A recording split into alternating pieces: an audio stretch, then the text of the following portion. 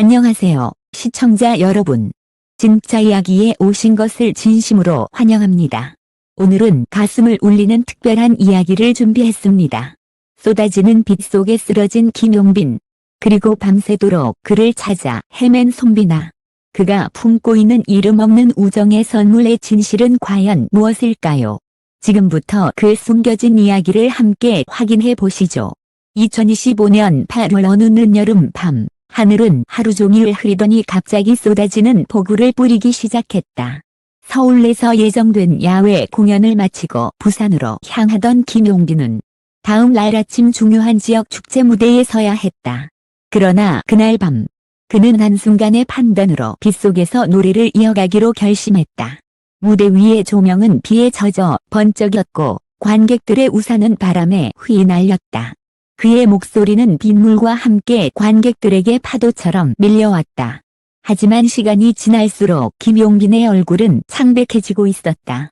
마이크를 잡은 손이 미세하게 떨렸고 발끝은 힘을 잃은 듯 흔들렸다. 스태프들이 무대로 다가가려는 순간 그는 그대로 무릎을 꿇더니 앞으로 고꾸라졌다. 관객석에서 비명과 함께 우산이 떨어지는 소리가 연달아 터졌다. 누군가는 마이너스 119 불러라고 외쳤고 누군가는 휴대폰으로 현장을 찍기 시작했다. 급히 달려온 구급대원들이 김용빈을 들것에 실어 무대 뒤로 사라졌다. 빗속에 남겨진 무대는 마치 전쟁터처럼 어수선했다. 그 소식은 순식간에 SNS를 뒤덮었다. 김용빈 쓰러짐이라는 키워드는 단 몇 분 만에 실시간 검색어 1위에 올랐다. 팬들은 걱정과 불안에 휩싸였고 기자들은 병원으로 달려갔다. 그러나 정확한 상태에 대한 공식 발표는 한동안 나오지 않았다. 그 시각 서울의 한 아파트에서 이 뉴스를 접한 사람이 있었다. 바로 가수 손비나였다. 그는 잠시 멈칫하더니 가방을 집어들고 비에 젖은 트렌치 코트를 걸쳤다. 그리고 매니저에게 단 한마디를 남겼다. 부산으로 갑니다. 지금 당장. 폭우 속에서 서울 부산 고속도로는 이미 교통이 마비 상태였다. 손비나는 매니저의 만류에도 불구하고 차 문을 닫고 직접 운전대를 잡았다. 와이퍼가 빗줄기를 필사적으로 밀어내는 동안 그의 머릿속에는 과거의 한 장면이 스쳐갔다. 2년 전, 아직 서로 친분이 없던 시절, 김용빈이 한 방송 리허설에서 목이 쉰 채 무대를 준비하던 모습이었다. 그때 손비나는 물 한 병과 목캔디 몇 개를 조용히 건네며 목은 생명입니다. 라고 웃었다. 그것이 두 사람의 첫 대화였고 그날 이후 서로를 형동생처럼 챙기는 관계가 되었다. 부산 도착은 새벽 3시가 넘어서였다. 병원 로비에는 이미 수십 명의 팬들이 우비를 걸친 채 대기하고 있었다. 손비나가 나타나자 팬들 사이에 웅성거림이 퍼졌다. 그는 말없이 인사를 하고 준비해 온 작은 상자를 꼭 쥔 채 병실로 향했다. 문 앞에서 멈추어 선 그는 잠시 숨을 고르더니 조심스레 문을 열었다.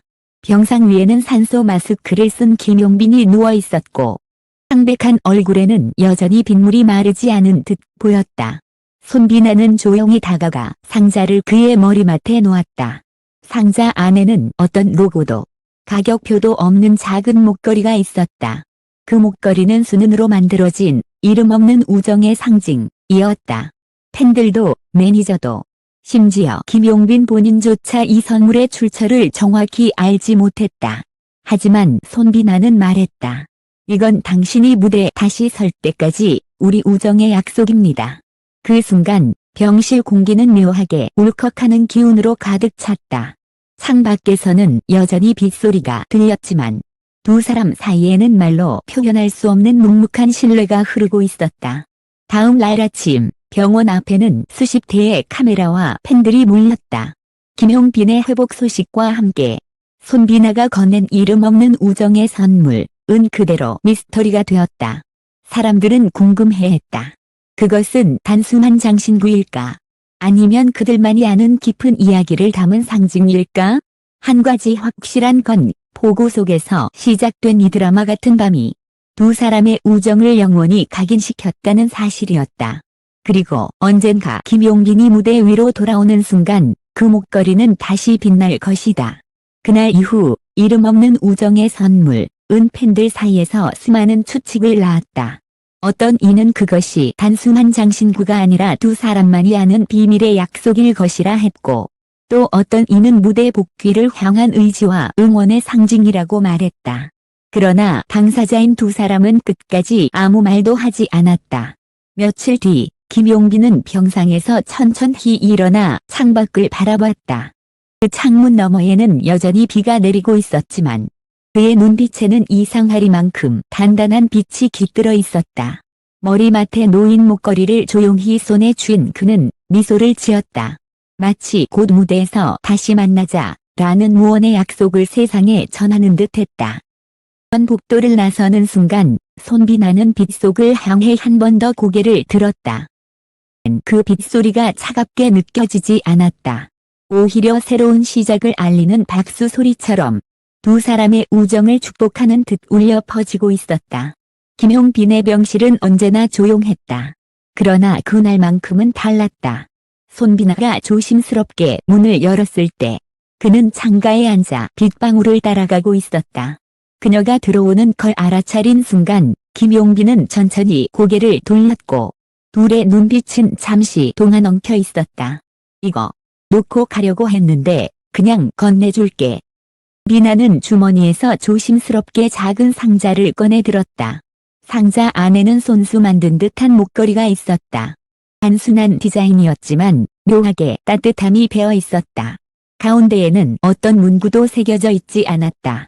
오로지 무언의 의미만이 담긴 이름 없는 우정의 상징이었다. 김용빈은 말없이 그것을 손에 받아들고 한참 동안 아무 말도 하지 않았다. 그러다가 입술을 달싹이며 말했다. 내가 다시 일어날 수 있는 이유 중 하나일 거야. 순간 밖에서 전등이 크게 울렸고 병실 전체가 잠깐 흔들리는 듯했다. 하나 둘 사이의 고요함은 더 깊어졌다. 며칠 후 김용빈의 퇴원 소식이 팬들 사이에 퍼지기 시작했다. 공식적인 입장은 나오지 않았지만 일부 팬들은 부산의 한 병원에서 그를 봤다고 SNS에 인증글을 올리며 걱정 반, 기대 반의 반응을 보였다. 그리고 어느 날 아무런 예고 없이 한 장의 사진이 팬카페에 올라왔다. 또 김용빈이 목에 그 목걸이를 건 채 피아노 앞에 앉아 있는 모습이었다. 사진에는 아무런 설명도 없었다. 그러나 팬들은 그 한 장의 이미지에서 수많은 이야기를 읽어냈다. 그가 돌아올 준비를 하고 있구나. 목걸이. 혹시 손비나가 준 거 아니야? 말 없이 보여주는 방식. 김용빈답다. 시간은 흐르고 드디어 그가 무대에 섰다. 이 김용빈은 여느 때보다 단단한 눈빛과 더 깊어진 목소리로 노래를 불렀다. 그리고 마이크를 놓으며 말했다. 이번 무대는 누군가의 우정 덕분에 존재합니다. 그 사람은 이름 없이 나를 지켜주었고 나는 그걸 기억할 겁니다. 관객석에서는 순간 정적이 흘렀다가 곧 박수가 터져 나왔다. 어떤 팬은 울었고 어떤 팬은 목걸이의 의미를 알 듯 고개를 끄덕였다. 그날의 목걸이는 이제 수많은 팬들에게도 특별한 상징이 되었다. 사람들은 말한다. 그건 단순한 액세서리가 아니야. 그건 김용빈이 다시 일어서게 한 용기의 상징이야.